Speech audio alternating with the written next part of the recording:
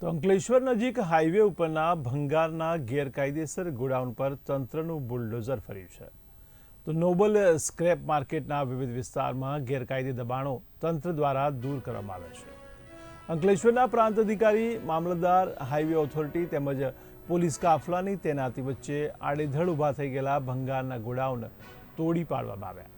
તે ઉપરાંત road side ઉપરના ભંગારના ઢગલાઓ સહિત અનેક દબાણો દૂર કરવાની કાર્યવાહી હાથ ધરાઈ.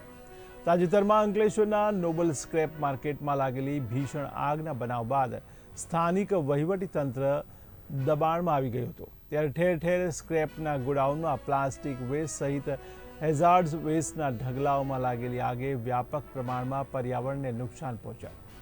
ત્યારે આ ભંગારિયાઓના લાયસન્સ, જમીનની માલિકી, દબાણ અને ફાયર સેફટી સહિત કોઈ જ દસ્તાવેજો જોવા મળ્યા ન હતા, જેને પગલે તંત્રની પોલ પણ ઉઘાડી પડી ગઈ હતી.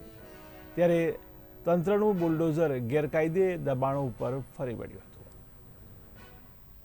આજરોજ નેશનલ હાઈવે લાલિયા ચોકડીથી લઈને પાનોલી સુધી સરકારી જમીનો તથા નેશનલ હાઈવે પર આવેલા દબાણો હટાવવાની કામગીરી ચાલુ કરવામાં આવેલ છે અને આગામી દિવસોમાં રોડની બંને સાઈડ તથા સરકારી જમીનો પરના દબાણો દૂર કરવાની કામગીરી ચાલુ રહેશે.